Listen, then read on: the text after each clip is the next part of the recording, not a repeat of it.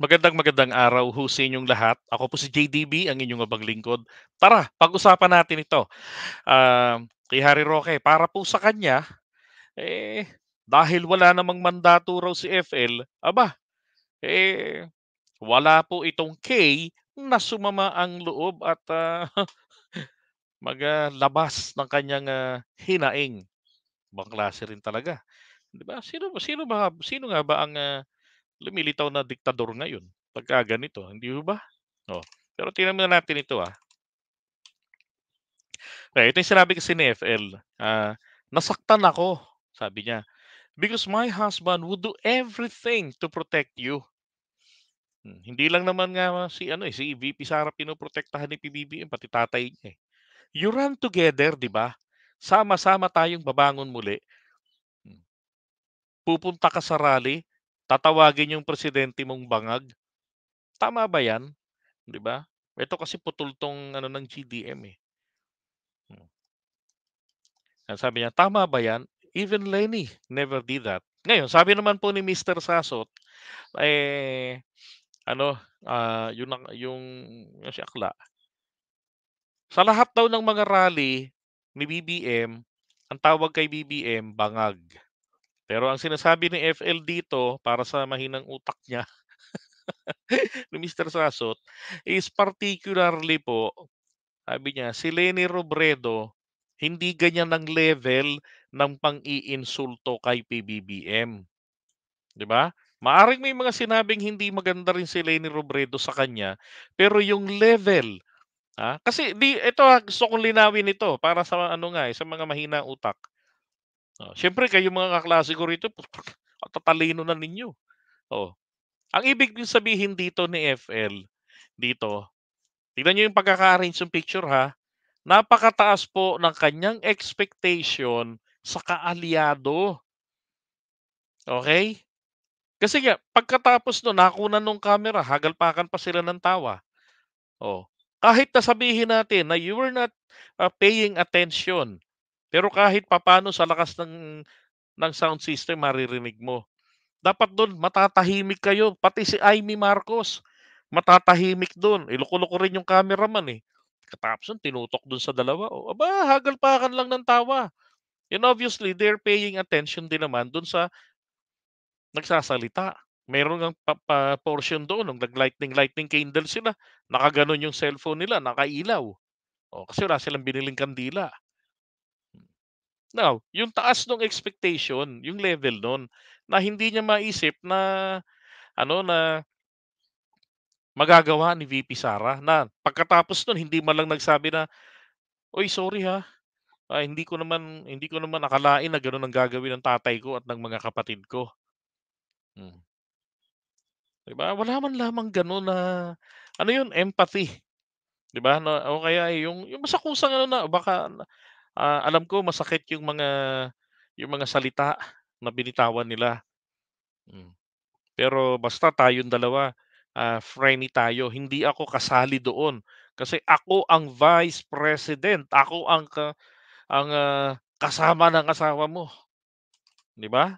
Ngayon kay Leni Robredo, kaya sinabi niya na, "Even Lenny never did that." Kasi para sa kanya, ano man ang sinabi ni Leni Robredo, wala siyang pakialam.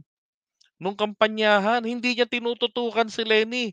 Kasi nga, hello, ilang taon na ba silang kasal ni PBBM, 'di ba? Ang ibig kong sabihin, ilang taon nang alam niya ang galawan sa politika, 'di ba? Kaya kung ano man ang sabihin nito ni Leni Robredo o sinabi noong kampanyahan, alam niyang gano'n, bahagi ng laro ng kampanya. Oo. Kahit na ano pang sabihin din ni Leni Robredo ngayon, tapos ng halalan, it doesn't matter. Bakit? Kalaban niya sa politika.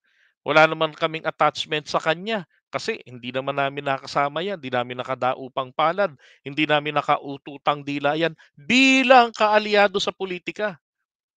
Bilang kaibigan, hindi din. Pero dito kay Sara, malalim ang pinagsamahan nilang dalawa. 'Di ba? To the point, ito lilinawin ko lang, 'di ba sinasabi niya ni Harry Roque, ah Alam po ninyo nung araw pa meron na talagang ano ba 'yun, blood si ano, FL Quezara. Meron nga minsan, ito yung sinasabi ni ano,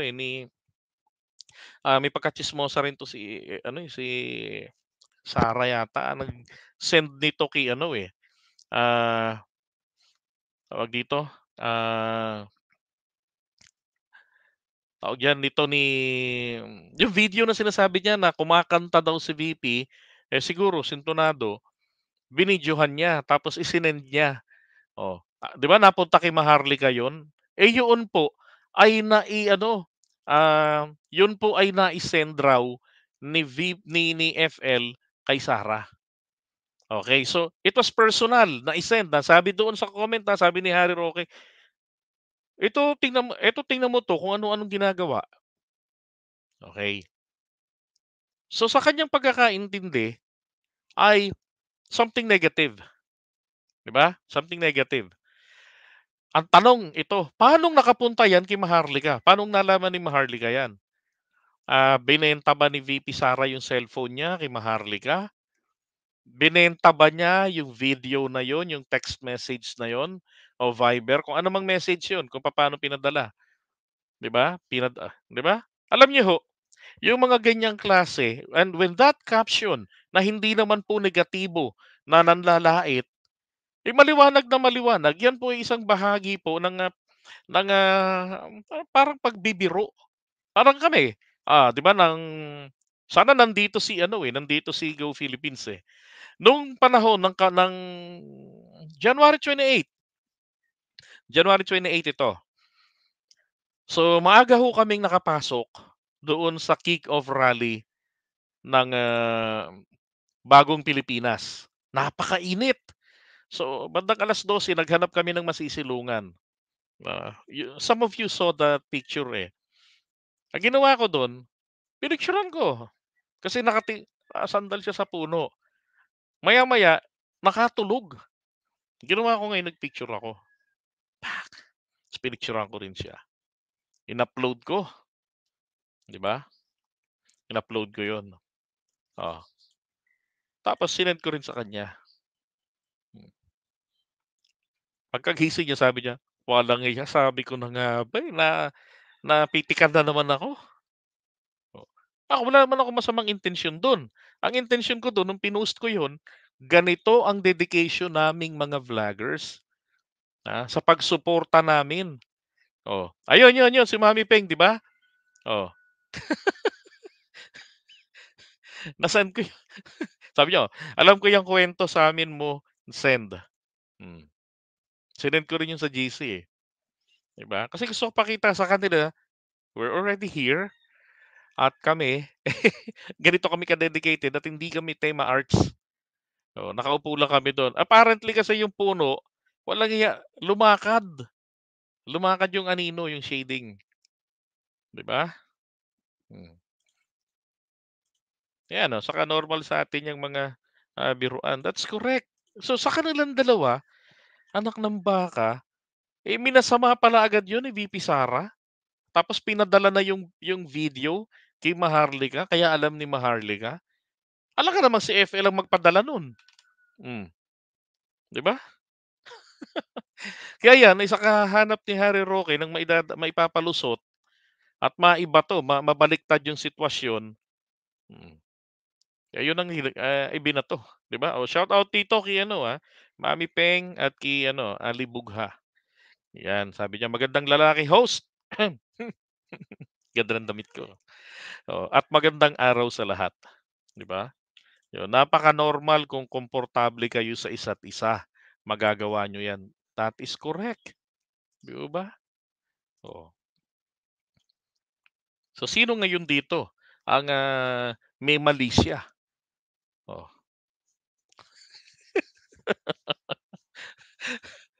kaya nung narinig ko 'yan noon kay Maharlika at narinig ko na naman uli kay Harry Roque, ay shit, hindi nila na-gets.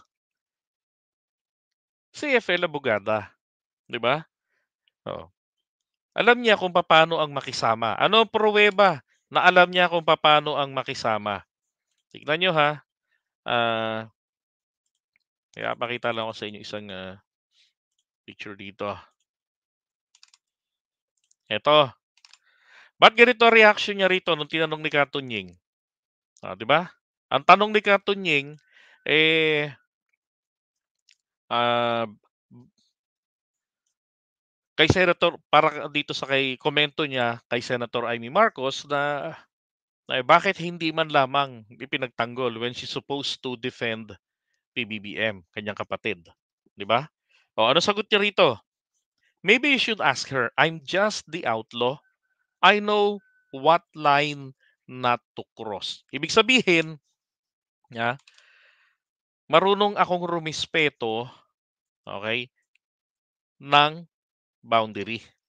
So ito, kung bakit hindi niya dinipensahan ng kanyang kapatid, ang tama po talagang mag-usap-usap dito, yung talagang mga magkakadugo.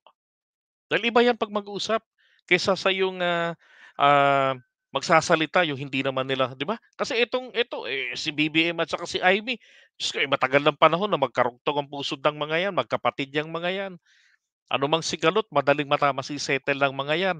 Hindi katulad nung dito sa 'di naman sila magkamag-anak, 'di ba? Ano bang tawag dun, maghipag, 'di ba? So sabi ko nga, si FL marunong itong tumimbang, 'di ba? Marunong tumimbang ito para, gawin yung ganoong klaseng, pagbibiro na ipadala tapos yun pala, may masamang, intensyon gaya ng pinalilitaw ni Maharlika at ni Harry Roque.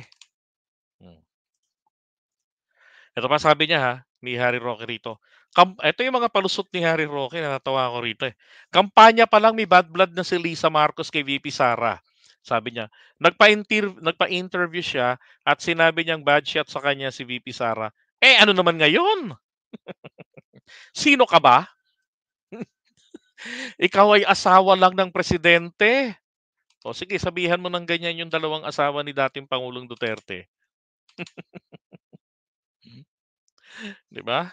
Oo nga, tama lang naman. Oh, ba't di nga pa kayo mag-akyat? Mga loko-loko 'tong mga 'to, Kaysa nagta-type kayo diyan. Sabi niya rito, "Ikaw ay asawa lang ng presidente. Wala ka namang mandato galing sa taong bayan. Bakit kailangang suyuin ka ng pangalawang pinakamataas na opisyal ng bayan?" Oo nga, pangalawang pinakamataas na opisyal ng bayan, wala namang constitutional ano, mandate. 'Di ba? Oh, mas mataas pa nga ang ibinigay na mandato ng taong bayan sa kanya. Sige nga po, isa-isahin niyo anong mandato 'yon? Harry Roque, putragis kung ako lang ang ay naku, kung ako lang ang taga Supreme Court, naku, ipadidisbar na kita, eh. Kasi mukhang nakakalimutan mo na ang laman ng legislative yung, Article 6 legislative ng, ating 1987 Constitution na kahit ubusin mo yung nakalagay doon, wala kang makikita doon na, nilagay kung ano ang mandato ng Vice Presidente maliban sa manalangin, tagadasal na ang, presidente ko po nawa ay maging, presidente ko po ay lagi pong maging healthy, gawin niyo po palaging malinaw ang kanyang kaisipan, 'di ba? Kasi po pagka may masamang mangyari sa kanya, ako po ang papalit. Ako po, 'di ko alam ang gagawin ko. Oh, 'yun yung mandato ng presidente, ay ng vice president, ng vice presidente. Okey, sabi niya, "Bakit kailangang suyuin?" Hindi naman sinabing suyuin, eh.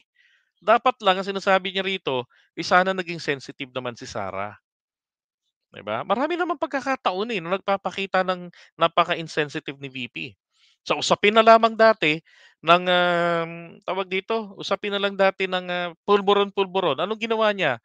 At ang pamilya niya ng insulto, pulburon din, 'di ba? Wala pong masamang kumain ng pulburon, pero yung i-post mo, 'di ba, being insensitive dahil may isyung gano'ng binabato sa presidente ng Pilipinas, tapos siya naman ang banat niya, "Eto baon ko, pulburon, sarap 'yan pang isang linggo." Nakaka-addict, sabay bilog ng mga mata. Ano ibig sabihin nun, 'di ba? Tapos nitong huli naman, dahil napangunahan ni PBBM siya, at iniligtas siya roon sa mga komento niyang no comments sa WPS na issue ng West Philippine Sea, 'di ba? Nagalit, mangga, manggagamit.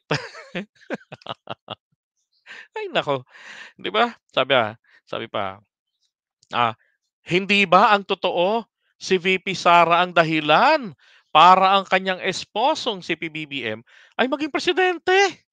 Ha? Mayroon ka dapat tanawing utang na loob. Hindi dapat sa iyo nanggagaling ang mga maaanghang na salita laban kay VP Sara." Uy, congratulations nga pala kay FL, naanghangan pala sila, nasaktan pala sila sa salita ni ano, ni FL, 'di ba? Oo. Oh, Harry Roque, malditi ka sasabunutan kita. May dagdag pa, ah. Sabi niya, "Napansin ko nung eleksyon, touchy-touchy itong si BBM. Siguro gano'n lang talaga siya, walang mali siya. I can give him that." Ikaw ba na-touch? Ay, teka, ah, pero siyempre sa mata ng isang asawa, ayaw niya 'yan na touchy-touchy siya sa ibang babae.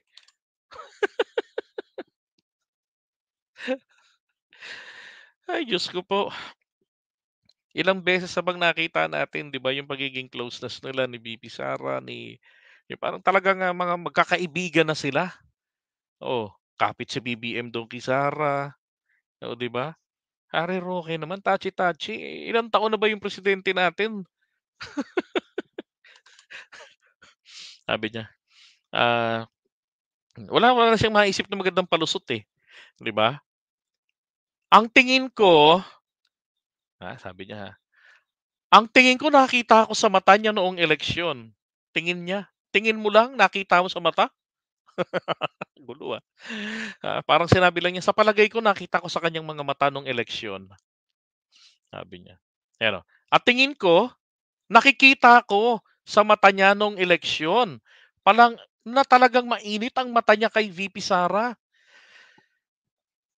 Sa tingin ko yung selos may kinalaman na rin 'yan." Naku, tsismosang bakla, ay tsismosang mama ito.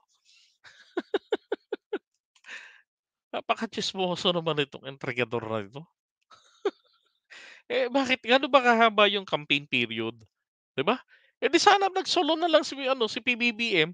Totoo kahit nga mag-solo yun, 'di ba, hindi mag-uniteam yun, mananalo yun, Kasi talaga nung inaabangan ng matagal na at saka kung kumpara lang naman sa Duterte, ang meron talagang solid base, ito hong mga Marcos. At hindi mananalo si Digong noong 2016 kung hindi dahil sa mga Marcos. Oh, 'di ba? Hindi nga nila masabit maipaliwanag, na kaya nanalo si Digong noon, nung 2016, hindi dahil po sa mga Marcos, kundi dahil po sa kanyang, popularidad, sa kanyang galing. Hello, naimbestigahan nga 'yan sa Senado dahil sa rice smuggling sa kanyang siyudad.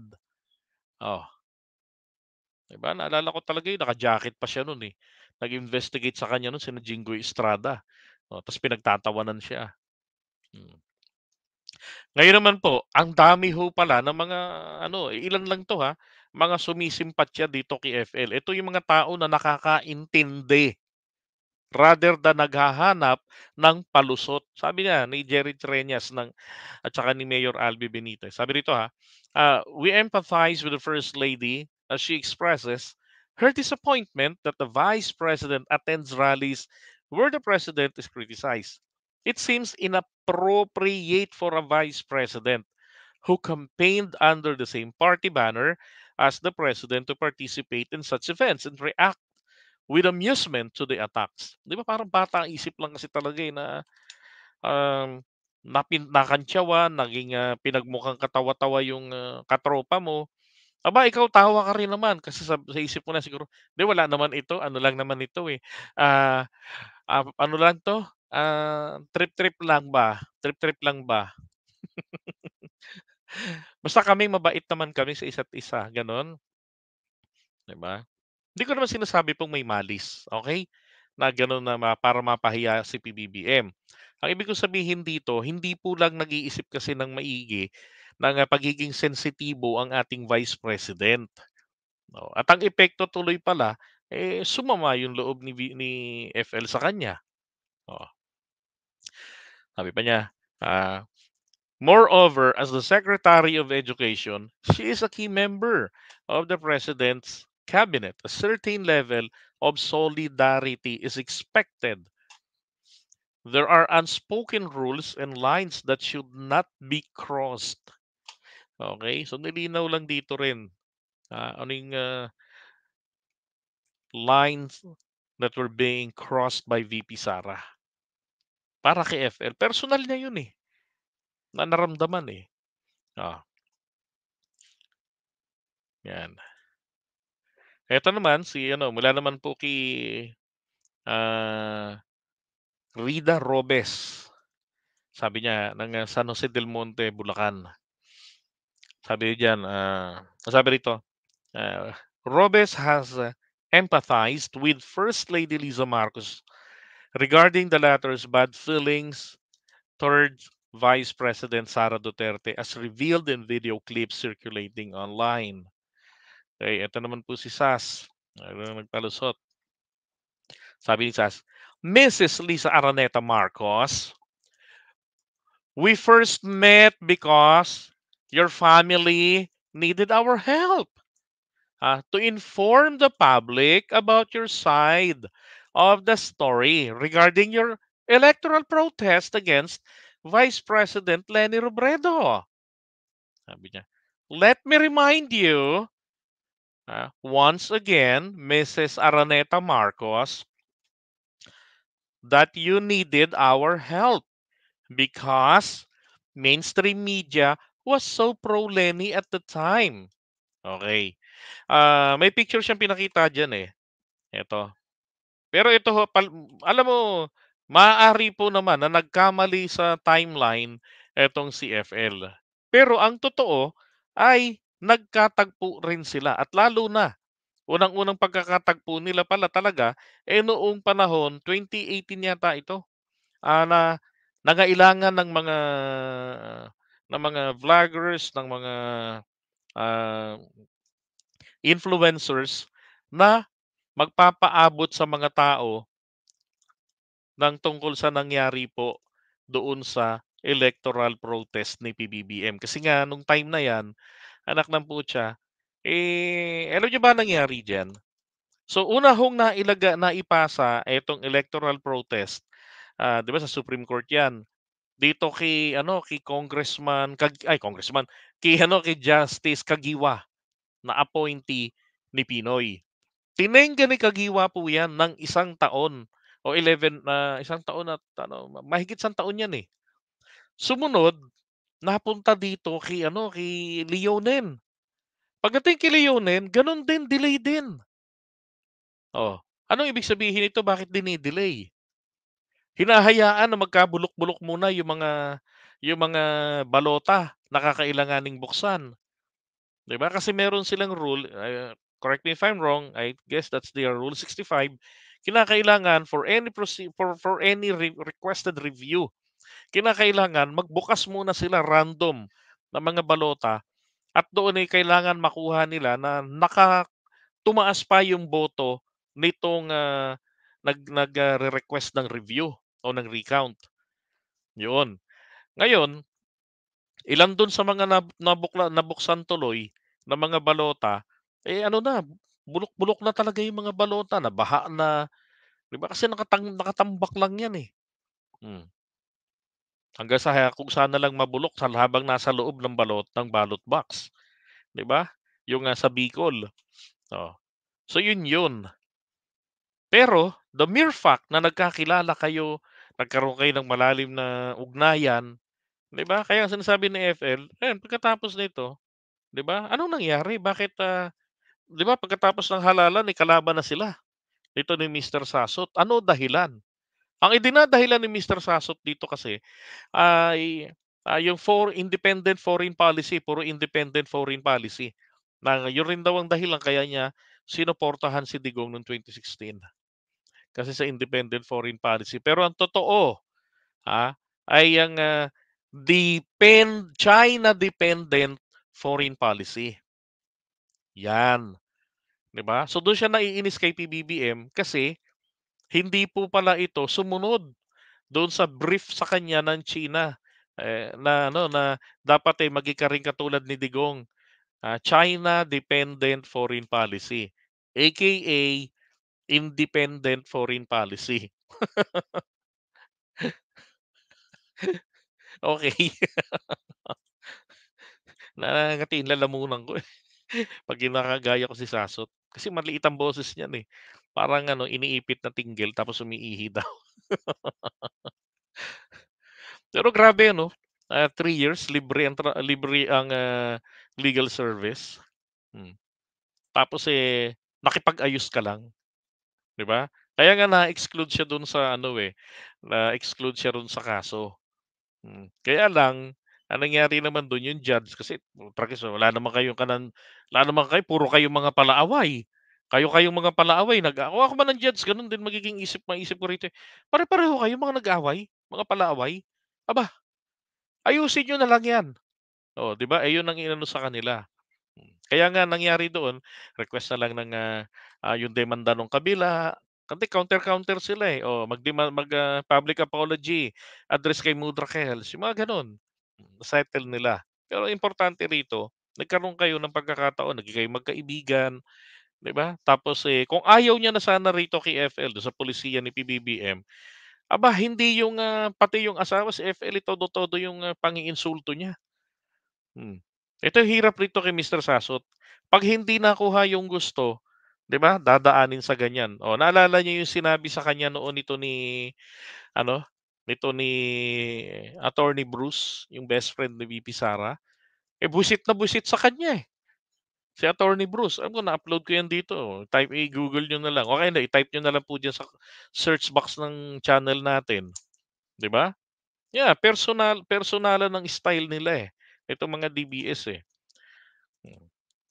Sabi niya, si PBBM naman talagang nanalo ng 2016 kaya lang nadaya kaya naipangako ng mga loyalist sa pagkamandidato si PBBM, it's payback time and we did. 'Di ba? O ngayon, eto tignan niyo yung, sinabi ni Harry Roque dito. Harry, pasok. Pasok, Harry. Yan po ang matapang na binitawang salita ni First Lady Liza Araneta Marcos laban kay VP Sara. At ang dahilan daw, pupunta sa rally, tatawagin ang presidenteng bangag at tatawa-tawa pa. Well, alam niyo po, ako po naroon noong pagkakataon na yon. Yan po yung maisog rally sa Davao.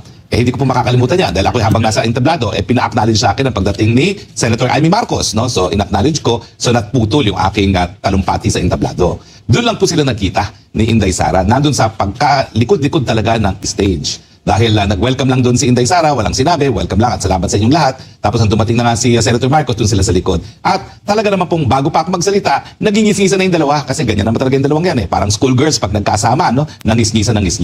Yung Ayun, ito na lang, eh, 'di ba? So, sino ba naunang magsalita? Nauna 'tong magsalita bago si Digong, 'di ba? So, etong dalawa, tuloy pa rin ang hagalpakan kahit na si Harry Roque noon, matindi na rin ang mga salitang binibitawan laban kay PBBM. Dapat doon tahimik na yung dalawa because that's unusual. Parang, "Ang kapal mo naman Harry Roque, nandito ako." 'Di ba nandito yung nandito yung ano, nandito yung kapatid, nandito ako kunwari ako si Aimee, mapapatigil ako, "Anak ng putya, ginaganyan mo ang kapatid ko." 'Di ba? Kahit nakaalyado niyo ako, hindi puwedeng ganyang grabeng pambabastos. Oh, tapos, hagalpakan pa nga rin naman daw ng tawa. Oh, silang dalawa ni Inday. Hmm. minasama yun ni First Lady. Bawal palang tumawa. At ang talagang sinabi niya, bad shot sa sakit. Pero nung Hindi naman bawal tumawa. Hindi ko alam kung manhid dito si ano, Harry Roque, 'no. Sabagay abogado 'to, eh. Alam mo mga abogado hindi mauubusan yan ng ano, ng mga ipalulusot. una ko napanood ko yan, bakit kaya ganun ang naging asta ng ating First Lady? Para bagang siya ay reyna, na kapag ikaw ay Para bagang siya ay reyna. bad shot sa kanya, wala na mangyayari sa iyo. Kailan pa ba naging napaka-impluensya ng First Lady na Matagal na. Si ano, si Imelda Marcos, naging napaka-impluwensiya rin. Okay? Grabe 'no, alam niya 'yun, pero limot-limutan lang. Ah. Kinakailangan, good shot sa kanya ang Vice President. Siguro kinakailangan paalalahanan ang ating First Lady, Ma'am, bawal po ang titulo ng royalty dito sa Pilipinas. Wala Bakit meron bang nag-claim ng royalty rito sa Pilipinas? Kani Pero sinimulan niya sa kanyang palagay, tapos ngayon sa kanyang tirada, 'di ba? Sus Mariosep, tsismoso na, imbento pa, po tayong hari at reyna na talagang sumasamba ang mga subjects niya. Hindi po ganoon ang demokrasya sa Pilipinas. Sa katunayan, ang meron lang pong mandato ay ang presidente, vice-presidente at iba pang mga halal na opisyales. Ang First Lady po, wala po yung mandato. At dahil wala pong mandato naman ng First Lady, parang hindi po tama na ang First Lady kinakailangan mag-approve sa gawain ng Vice President na merong mandato na mas marami pang ang mandato kaysa sa iyong esposo.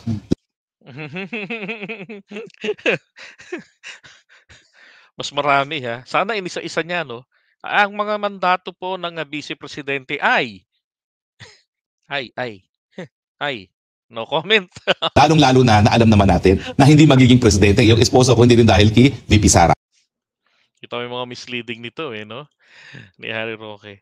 Alam niyo sa ginagawang 'yan ni Harry Roque lalo lang niyang binabaon ng sarili niya na hindi na po talaga siya mananalo. Oh my God. Sa pilit ng hahanap ng maipalulusot, 'di ba? Nasimulan niya ron sa may video tapos, na nai-send kay, naaksidente raw na-send yun kay VP, oh, 'di ba? Yun naman, biro lang dahil close sila nung araw. Hmm, nung campaign period sila ni FL at ni VP.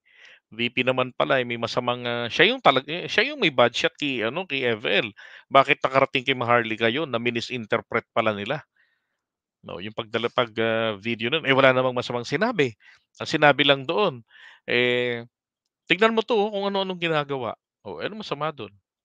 Lalo't merong isang event noon na kasiyahan kasi nga kumakanta-kanta, oh, 'di ba? Hmm, maka-campaign period yun. Yung kanta ni Andrew E, baka nakikisabay ng kanta ni Andrew E si ano, Sara noon. Oh, 'di ba? Walang masama dun. Dahil wala namang masamang binanggit doon sa kanyang, message. Hmm. Alam niyo sabi ko nga po sa inyo minsan, thankful din tayo kay Harry Roque, bakit? Sa kadaldalan niya naipapahamak niya ang kanyang mga kakampi. 'Di ba nalaman natin, kasi si Maharlika hindi sinasabi kung ano yung caption, eh.